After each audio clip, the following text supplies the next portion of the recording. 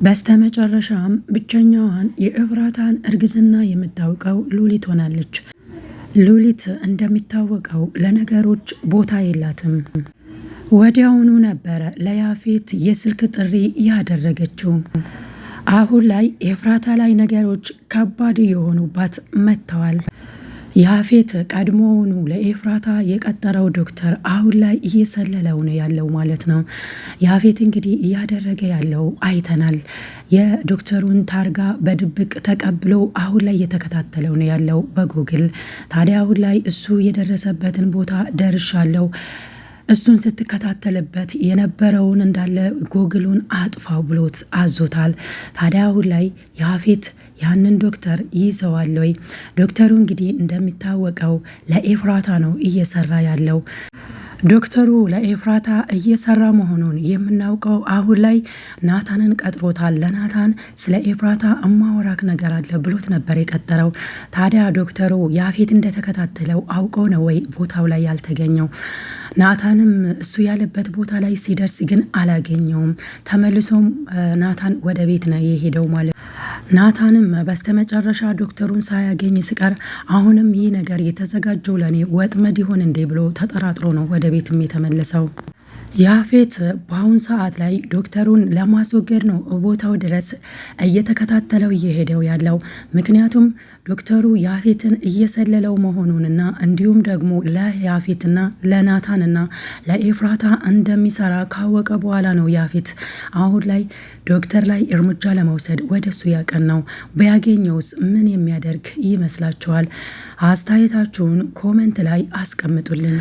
በዛ ላይ ደግሞ አሁን ላይ ኤፍራታ ለማን ያረገዘችው የሚለውን ነገር የሚያውቀው ዶክተሩ ብቻ ነው ማለት ነው። አሁን ግን ያፌት እያደረገ ያለው እሱ እየሰለለኝ ነው ያለው፣ ለናታንና ለኤፍራታ እየሰራ ነው ያለው ብሎ አምኗል። ይህንን ነገርም ያመነበት አንድ የስልክ ጥሪ ነበር። አንተ ውጤቱን ወስደህ እንደሄድክ ተቀያይሮብኛል፣ በዛ ላይ ደግሞ አሁን ላይ እያስፈራራኝ ነው ያለው፣ አሳልፌ ለፖሊስ እሰጥሻለሁ ብሎኛል ዶክተሩ ብላ ለያፌት ስለነገረች ነው ዶክተሩ ላይ ያፌት ጥርጣሬ ያደረው ማለት ነው። ሌላው እንግዲህ ሉሊት ኤፍራታ እርጉዝ እንደሆነች ብቻ ነው የሰማችው። የቀዳችውን ጥሪ እንኳን እስከ መጨረሻው ድረስ ማዳመጥ አልቻለችም። ብታዳምጥ ግን ከማን እንዳረገዘች ለማን እንዳረገዘች ሁሉ ታውቅ ነበር። ግን ለነገሮች ግድ ስለሌላት ቶሎ ብላ ያፌት ጋር መደወል ነበር የመረጠችው። ኤፍራታ እርጉዝ ነች እንዴ? ከማን ነው ያረገዘችው የሚል ጥያቄ ብቻ ነው የፈጠረባት እንጂ የቀዳችውን ድምፅ እንኳን እስከ መጨረሻው ድረስ ትዕግስት ኖሯት አላዳመጠችም። ያፌት ዶክተሩን ሊያስወግድ የፈለገበት ዋነኛው ምክንያት የዲኤንኤው ምርመራው ያፌትና ናታን ወንድማማቾች ናቸው የሚለውን ሰነድ ቀያይሮ ነበረ የያዘው ማለት ነው። ያፌት ለኤፍራታ እንዲደርስ ያደረገው ያፌትና ናታን ወንድማማቾች አይደሉም የሚለውን ነበረ ለኤፍራታ ያቀበለው።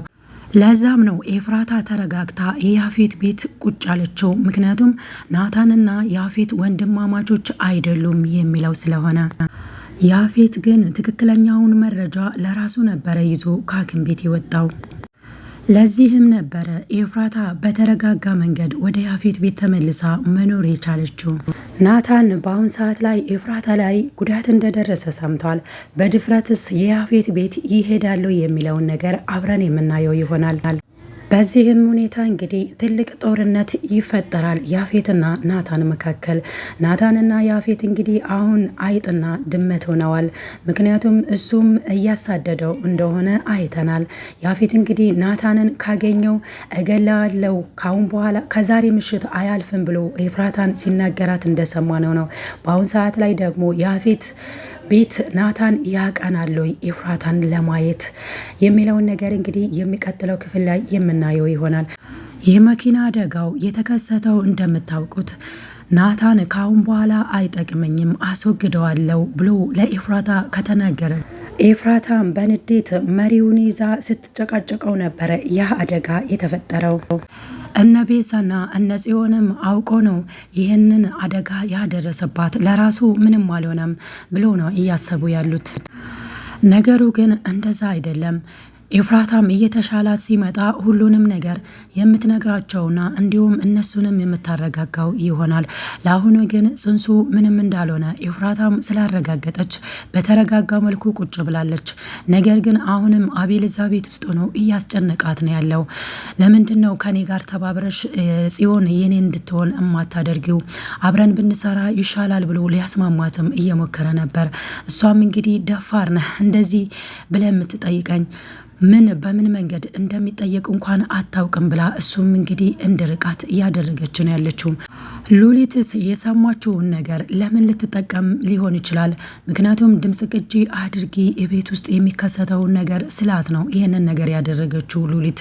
ታዲያ ለያፌት ስትናገርም አንተ ባልከኝ መሰረት ስልኬን ከፍቼ ኤፍራታ ጋር ቁጭ አድርግ ያለው ስትለው በጣም ደንግጦ ነበር። ቤቴ ውስጥ አይደለም እኮ ያልኩሽ እናንተ ቤት ውስጥ ነው እንጂ ብሏታል ማለት ነው። ሉሊት እጇ ላይ ያለውን መረጃ በቀላሉ ለያፌት የምትነግረው አይሆንም። በምትኩ ካንተ ሌላ ነገርን እፈልጋለሁ። እኔ ጋር ያለው መረጃ ግን ጥብቅ መረጃ ነው። ስለዚህ ከኔ እጅ መረጃ መስማት የምትፈልግ ከሆነ በምትኩ ደግሞ እኔ ሌላ ነገር እፈልጋለሁ ብላ ነው። ሉሊትን በመጀመሪያ ደረጃ አንድ ትልቅ መረጃ አለኝ አንተን የሚያስደነግጥበት፣ እናም ደግሞ አንተ ያላሰብከው ነገር ነው የሆነው።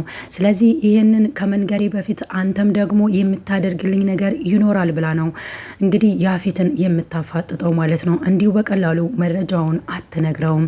አንተንም ያስደነግጣል፣ አንተ ያላሰብከው ነገር ነው የተፈጠረው ብላ ነው እንግዲህ በአሁን ሰዓት ላይ እጇ ላይ ያለውን መረጃ የምትጠቀምበት። በቀላሉ እንግዲህ ለያፌት የምትናገር አይሆንም ማለት ነው። እንደሚታወቀው ሉሊት ሰነዶችን ወይም መረጃዎችን መቋጠር ስለማችል በማነፍነፍ ነው የምትታወቀው። ለዛም ነው ዶክተሩና ኤፍራታ ጥርጣሬ ውስጥ አስገብተዋት ስልኳን ያስቀመጠችው። እናም በትክክለኛ መንገድ ላይ ትክክለኛ ነገርን ያገኘች ማለትም በትክክለኛው ጊዜ የኤፍራታን እርግዝና ያወቀችበትን ምክንያት ለዛው ነው ማለት ነው።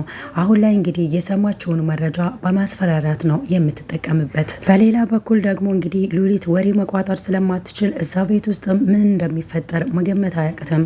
ናታን፣ ቤዛ፣ ጽዮን የኤፍራታን እርግዝና ከሰሙ ምን እንደሚፈጠር መገመት አያቅትም ማለት ነው። እንግዲህ የሚቀጥሉት ክፍሎች ላይ ይህንን ሁሉ የምንመለከት ይሆናል። ውድና የተከበራችሁ የመክሊት ቻናል ተከታታዮች በሙሉ እንኳን ደህና መጣችሁ። ለዚህ ቻናልም አዲስ ከሆናችሁ ሰብስክራይብ ማድረጋችሁን እንዳትረሱ። ሌላኛውና ዋነኛው ነገር የያፌት ሴቶች በአሁን ሰዓት ላይ ማን ነው እየተጠቀመበት ያለው? እንግዲህ እንደሚታወቀው የገዛ ዘመዱ አቤል ያፌት ላይ ምን እያደረገ ነው ያለው? ሴቶቹን እንግዲህ እየተቀበለ እየሸጠበት ነው ያለው ማለት ነው። ሲያወራም ሰምተናል ያፌት ቤት ሆኖ። ስለዚህ በአሁን ሰዓት ላይ ያፌት ብልጥ መስሎ እንግዲህ አንዳንድ ጊዜ ምስኪኖች መስሎ ለሌሎች እየቀረበና ነገሮችን ቀለል አድርጎ እያየ ነው። ራሱን እንደ ምስኪን እየቆጠረ ሌሎቹን እየጎዳ ያለው። እንግዲህ ብዙ መልሶች በክፍል 6 ላይ የሚቀርቡ ይሆናል። ኤፍራታን በዚህ ሁኔታ ላይ አሁን ሁሉም ሰው እርግዝናዋን ከሰሙ ምን ሊፈጠር ይችላል? በተለይ ያፌት ከሰማ ልጁ ያፌት ከሆነ በስነ ስርዓት ሊያሳድግ ይችላል። ነገር ግን የናታን ከሆነ በብዙ ነገድ ወይ ደግሞ በብዙ መንገድ ሊያስወግድ ይፈልጋል ማለት ነው። ናታንና ያፌት እንግዲህ ጠላታሞች ናቸው። ስለዚህ ልጁ የናታን መሆኑን ካወቀ ያፌት ምን እንደሚያደርግ መገመት አያቅትም። ከዚህ በፊትም እንግዲህ የቤዛን ልጅ አሳጥቷታል የራሱ መሆኑን ስላላወቀ ማለት ነው። እናም በአሁን ሰዓት ላይ ምን እንደሚፈጠር ማወቅ አንችልም። ወይስ ኤፍራታ ማንም ሳያውቅባት ቀርቶ በዚህ ሁኔታ ትቀጥል ይሆናል? በአሁን ሰዓት ላይ እንግዲህ ነገሮች እየከበዱ መጥተዋል ኤፍራታ ላይ። የኤፍራታ እርግዝና ከታወቀ ግን በጣም ጦርነት ነው የሚነሳው። እዛ ቤት ውስጥም የምትኖርበት መንገዶች በጣም ከባድ ይሆኑባታል ማለት ነው። ይህንን ሁሉ እንግዲህ ክፍል 106 ላይ የሚያቀርቡ ይሆናል ወይስ እንዲሁ ይቀጥል ይሆን? ውድና የተከበራችሁ የቻናሌ ቤተሰቦች ለዛሬ ያዘጋጀውላችሁ ቪዲዮ ይሄንን ይመስላል። በሌላ በቀጣይ ቪዲዮ እስክንገናኝ ድረስ ቸር ሰንብቱ። ለዚህ ቤት ግን አዲስ ከሆናችሁ ሰብስክራይብ ማድረጋችሁን እንዳትረሱ። ነባሮች ደግሞ መክሊትን እንድታበረታቷት እፈልጋለሁኝ። ስለምታበረታቷትም እጅግ አድርጌ አመሰግናለሁ።